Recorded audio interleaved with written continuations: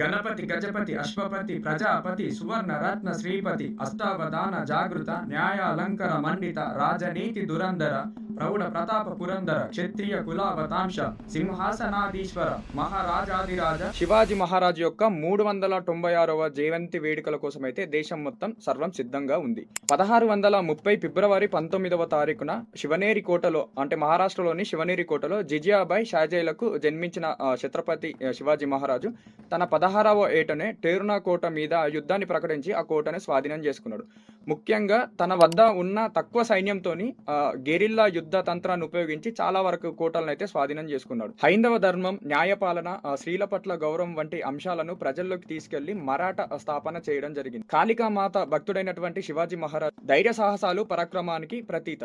మరి అటువంటి మహానుభావుడి యొక్క జయంతి వేడుకలను పురస్కరించి మనం కూడా అటువంటి మహనీయుని యొక్క సిద్ధాంతాలను పునికి తెచ్చుకొని దేశ అభివృద్ధిలో తోడ్పడతామని ఆశిస్తున్నాను.